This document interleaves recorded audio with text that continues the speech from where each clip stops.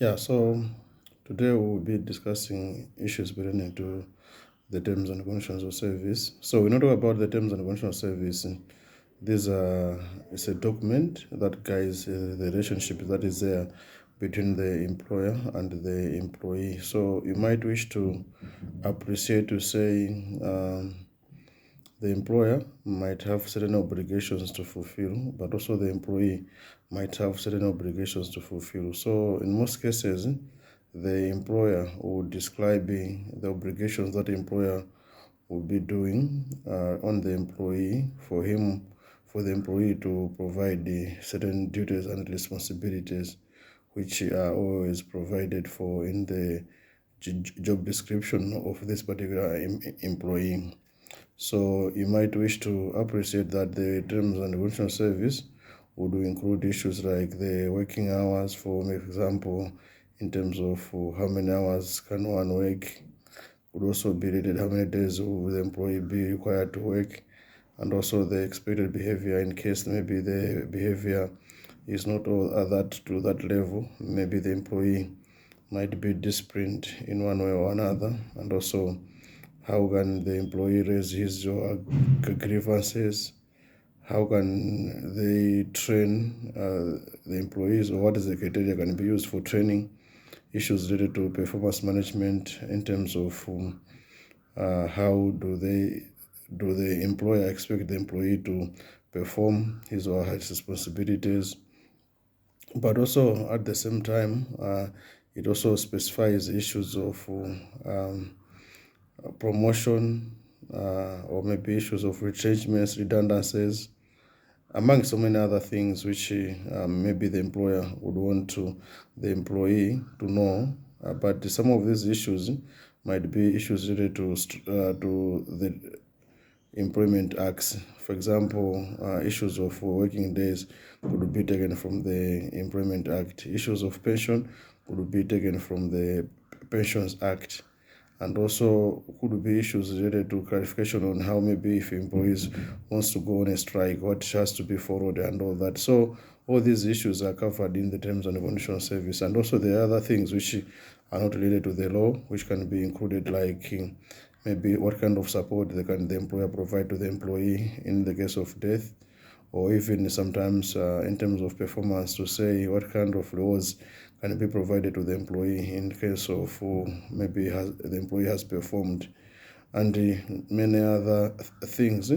Which so basically the terms and conditions service are there to clarify the rights and also obligations of the employer, and also with the rights and obligations of the employee, but also they are there to minimize the disputes and grievances, because people will be referring to the terms and conditions service to say this one we are doing this because the terms and conditions say so. But in the event that the employer is not able to do some of the things which are contained in the terms and conditions service, maybe because of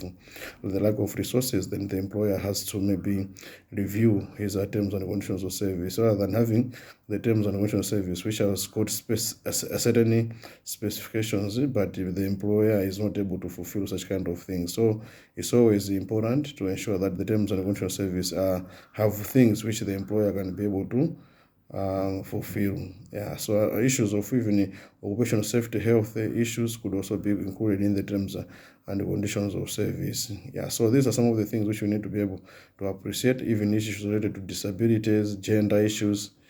issues of sexual harassment and all that. So all these things could be so the terms and conditions acts as a guide on what kind of action can the employer take in the event that the employee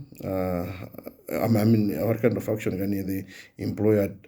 take if maybe an employee has misbehaved, or maybe when certain things have happened, what kind of things can the employer do. Issues of HIV/AIDS could also be. So mostly the terms and conditions service, because it's not everything that can be in the terms and conditions service. So this one can also be supported by various policies like the recruitment policy, training policy, occupational safety health policy, HIV and AIDS management, maybe recruitment policy, promotion policy, among any other policies which can also be able to help the employees understand what is the responsibility of the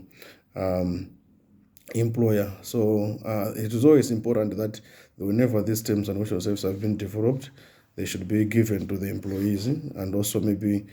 shared with the line managers, and at the same time the employees should be oriented on the policies, so that on the terms and conditions of service and other policies, so that they're able to understand what is it that they are contained. And also at the same time,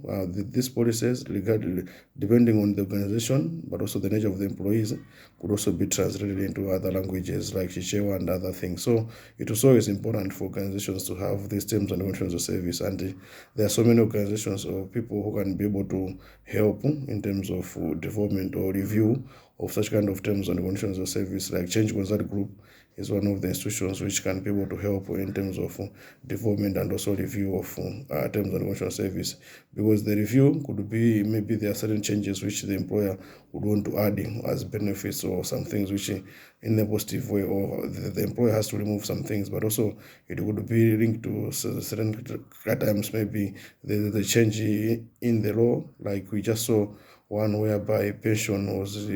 changed from commutation of 40% to 50%. So such kind of changes could necessitate the need for also review of the terms and conditions of service. So in a nutshell, that's what we need to know about the terms and conditions of service. Thank you for watching this